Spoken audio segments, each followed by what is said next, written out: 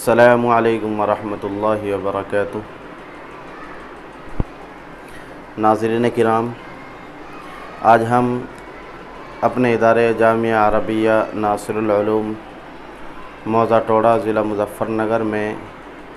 جو قاعدہ ابتدائی بچوں کو پڑھایا جاتا ہے اس کی شروعات جس طرح سے کی جاتی ہے وہ اپنے نظام کے تحت آپ حضرات کی خدمت میں پیش کرنے جا رہے ہیں۔ مختلف اداروں میں آنا جانا رہتا ہے اور مختلف مدرسوں میں جانا ہوا ہے، لیکن وہاں ابتدائی اور درجہ ناظرہ سے متعلق جو اساتذہ ہوتے ہیں ان کے پاس میں بیٹھنا، ان کے بچوں کا سننا، کئی جگہ اس طرح کا اتفاق ہوا ہے، لیکن ایسا نہیں ہے کہ وہ لوگ جو دیگر درسگاہوں میں دیگر مدارس میں کام کر رہے ہیں ان کا اپنا جو انداز یا اپنا جو طور طریق ہے، اپنا جو طریقہ ہے وہ کامیاب نہیں ہے۔ الحمدللہ ثم الحمدللہ، ہم نے بہت سارے مدرسوں میں دیکھا ہے کہ بہت عمدہ انداز میں اور بہت شاندار طریقے سے ابتدائی بچوں کو قاعدے کی مشق کرائی جاتی ہے، لیکن ہمارا نظام تھوڑا مختلف ہے، تھوڑا الگ ہے،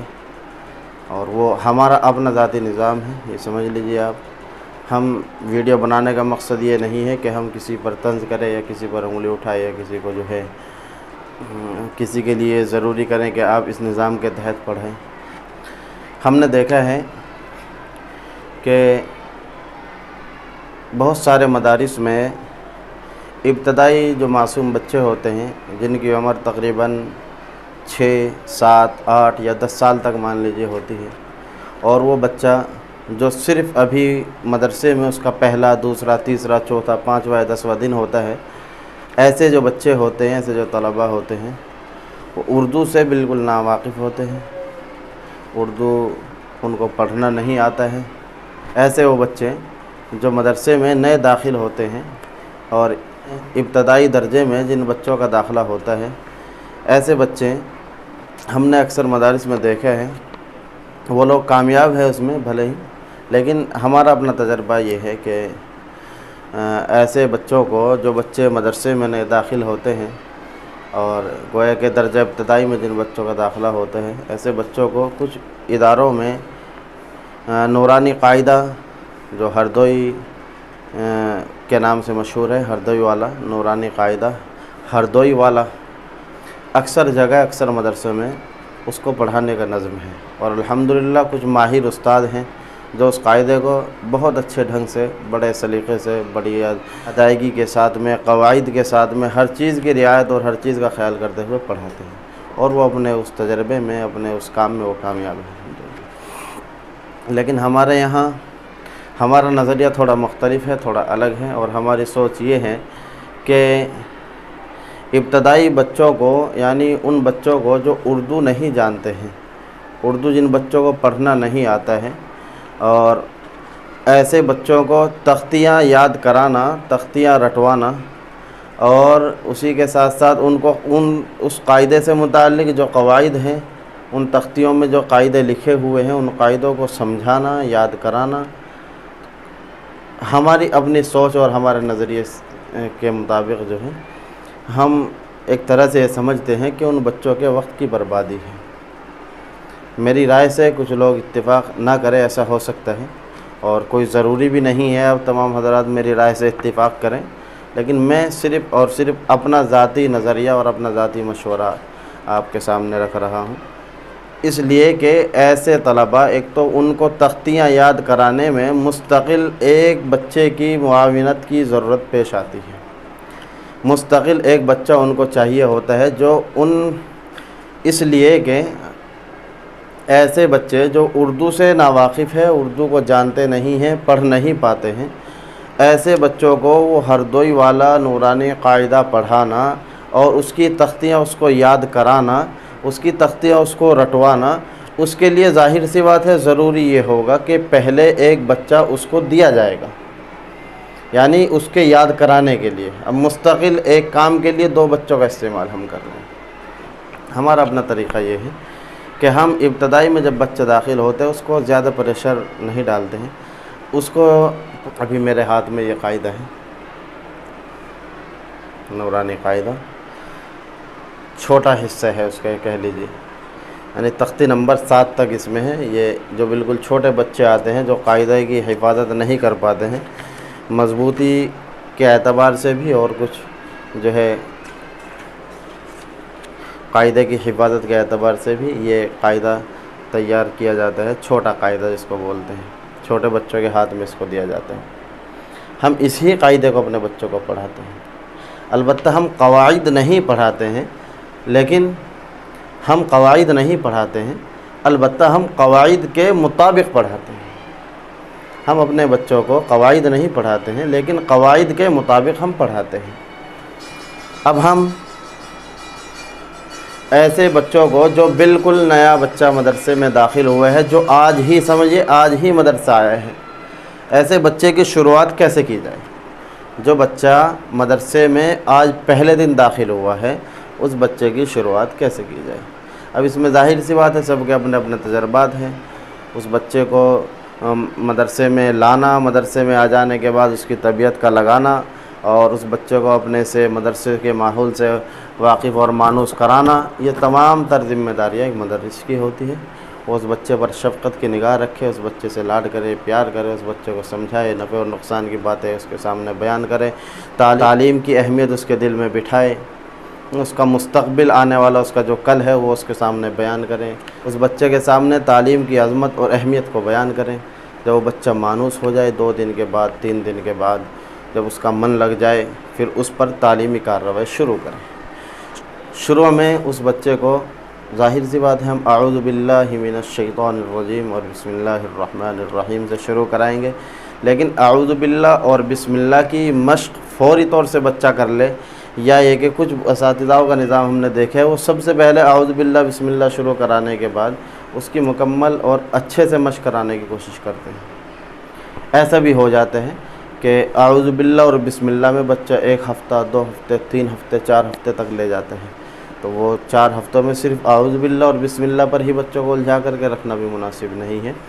ہمارا طریقہ یہ ہے کہ ہم بچے کی اعوذ باللہ اور بسم اللہ کی مشق شروع کرا دیتے ہیں، لیکن ساتھ ہی ساتھ اس کا تختی نمبر اول میں مفردات کا جو بیان ہے، اس میں جو اس کے اسباق ہے اس کو بھی شروع کرا دیتے ہیں۔ تو ایک طرف اس کی ادائیگی کے ساتھ میں سبق سنے جاتے ہیں، جس سے اس بچے کو اعوذ باللہ اور بسم اللہ کو صحیح کرنے میں مدد ملتی ہے، اور دوسری طرف اس کو خارجی وقتوں میں سبق سے فارغ ہو جانے کے بعد مستقل اعوذ باللہ اور بسم اللہ پر اس کی محنت جاری رہتی ہے۔ سب سے پہلے بنیادی اور ابتدائی بچے کو اعوذ باللہ اور بسم اللہ یاد کرانے کا طریقہ ہمارے یہاں یہ ہوتا ہے کہ مستقل ایک سانس میں، جیسے عام طور سے اعوذ باللہ من الشیطان الرجیم اس طرح سے نہیں پڑھواتے ہیں ہم، بلکہ ہمارا طریقہ یہ ہوتا ہے کہ ہم اعوذ باللہ اور بسم اللہ کو کئی حصوں میں تقسیم کر لیتے ہیں اور تھوڑی تھوڑی کر کے اس کی مشق کراتے ہیں۔ وہی طریقہ اس کو بتلاتے ہیں، وہی طریقہ ہم سبق میں بچے کا، جب بچہ سبق سنانے کے لیے آتا ہے، اسی طریقے سے ہم اعوذ باللہ اور بسم اللہ کو سنتے ہیں۔ جب اس طرح سے بچے کی مشق ہو جاتی ہے اور ٹھیک وہ پڑھنے لگتا ہے، گویا کہ وہ اس طرح پڑھانے کا مقصد ہوتا ہے اس کی ادائیگی صحیح کرا دینا۔ جب اس کی ادائیگی صحیح ہو جاتی ہے، پھر اس کو ایک سانس میں اعوذ باللہ اور ایک سانس میں بسم اللہ پڑھوانی شروع کر دیتے ہیں۔ پھر اس طریقے سے اس کی 2 دن میں، 4 دن میں، ہفتے 2 ہفتوں میں اس کی بھی مشق ہو جاتی ہے۔ پھر اس کا سبق جاری کیونکہ شروع میں ہی کرا دیا جاتا ہے، پھر وہ بالترتیب اپنے قاعدے کو مکمل کر لیتے ہیں۔ خیر، پہلی تختی کو کیسے ہم پڑھاتے ہیں وہ آپ حضرات کے سامنے میں جو ہے کچھ سمجھانے کی کوشش کروں گا۔ آپ حضرات کے ہو سکتا ہے، ویسے تو ماشاءاللہ اکثر لوگ مجرب ہیں اور اپنے کام میں مہارت رکھتے ہیں، لیکن ہو سکتا ہے ناچیز کی یہ پہل اور یہ کوشش اور یہ کاوش آپ حضرات کے کسی کام آ جائے۔ خیر، سب سے پہلے تختی نمبر اول کو کیسے پڑھایا جائے؟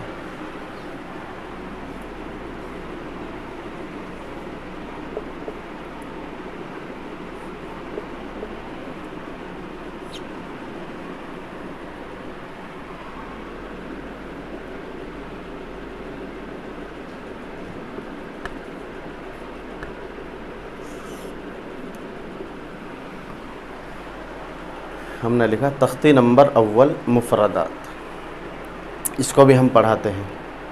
اس سے بھی پہلے، تختی نمبر اول سے بھی پہلے جو پڑھتے ہیں، یہ پڑھاتے ہیں بچوں کو، وہ یہ ہوتا ہے کہ اعوذ باللہ اور بسم اللہ، جیسے میں نے آپ کو بتلایا اعوذ باللہ اور بسم اللہ کو کیسے پڑھاتے ہیں، کیسے یاد کراتے ہیں۔ مستقل ان بچوں کی جماعت بنا لیتے ہیں جو بچے ابتدائی میں داخل ہوتے ہیں، نئے بچے ہوتے ہیں، اب ان کو کھڑے کر لیتے ہیں۔ اس کے بعد جو ہے ایک بچہ ان کو کہلوانے کے لیے کھڑا ہو جاتا ہے، ان کی مشق کراتا ہے۔ اساتذہ وقت نکال کر کے دوسرے بچوں سے فارغ ہو کر کے جو ہے ان بچوں کا بیچ بیچ میں سنتے رہتے ہیں، ایک کو دو کو بلا کر کے، خود جا کر کے ان کے پاس میں ایک ایک دو دو بچوں سے وہ سنتے رہتے ہیں۔ پھر کمزوری کی صورت میں جو ہے ان بچوں کو تھوڑا سمجھاتے ہیں، کہلوانے والے بچوں کو تھوڑا ٹائٹ کرتے ہیں، اس کو طور طریق بتلاتے ہیں، ایسے کرو ویسے کرو۔ ایک بار کہلواتا ہے بچہ، ایک بار سن کے دیکھتے ہیں، اس طرح سے وہ مہارت ان بچوں کا اعوذ باللہ بسم اللہ میں ہو جاتی ہے۔ وہ طریقہ یہ ہوتا ہے کہ سب سے پہلے ہم بچوں کو کہلواتے ہیں اعوذ باللہ من الشیطان الرجیم، اس طرح سے ہم اعوذ باللہ کہلواتے ہیں۔ اور بسم اللہ کو بسم اللہ الرحمن الرحیم، پہلے ہم اسی طرح سے بچوں کو اعوذ باللہ اور بسم اللہ یاد کراتے ہیں۔ اس کے بعد بچوں کو ہم تختی یاد کراتے ہیں اعوذ باللہ اور بسم اللہ کہلوانے کے بعد۔ اور تختی یاد کرانے کا طریقہ یہ ہوتا ہے کہ تختی نمبر اول مفردات، اس کے بعد تھوڑا یہ صرف یہ سمجھاتے ہیں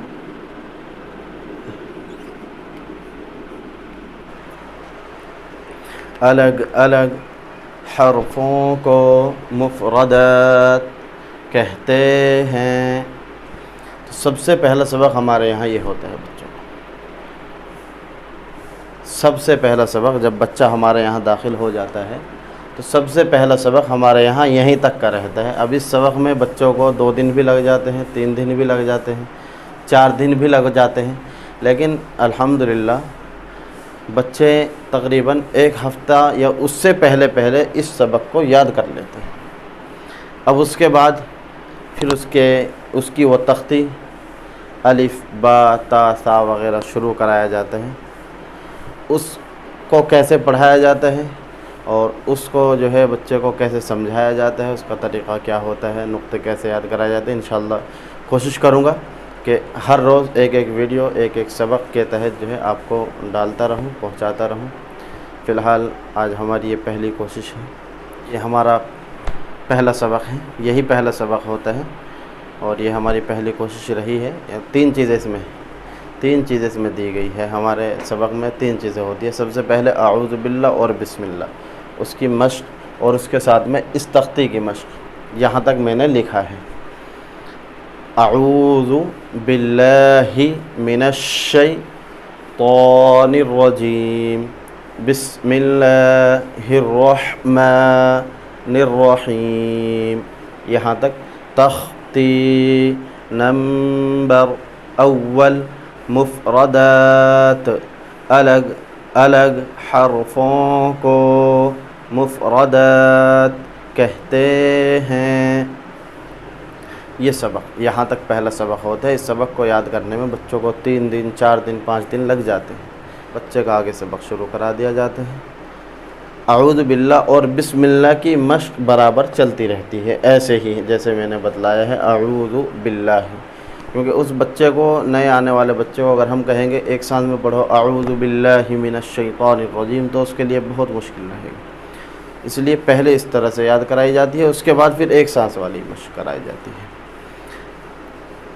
تو ناظرین، یہ آج کی ہماری ویڈیو اور آج کی ہماری کاوش اور کوشش تھی، انشاءاللہ کوشش کریں گے آگے ترتیب وائز جیسے جیسے جو ہے ایک سبق کی ویڈیو آپ حضرات کی خدمت میں پیش کرتا رہوں۔ آپ حضرات نے ہماری کوئی خامی یا کوئی اس طرح کی بات نوٹ کی ہو جو قابل غور ہو اور جس پر توجہ دلانا ضروری ہو، اور یہ سمجھ لیجئے یہ ہماری رہبری ہو سکتی ہو، تو آپ ہمیں نیچے ہماری ویڈیو کے نیچے کمنٹس باکس میں جو ہے ضرور اس کی اطلاع دیں، انشاءاللہ اس کا خیال رکھا جائے گا، آپ کے کمنٹس کو جو ہے توجہ کے ساتھ میں پڑھا جائے گا، اس پر غور کیا جائے گا۔ السلام علیکم ورحمۃ اللہ وبرکاتہ۔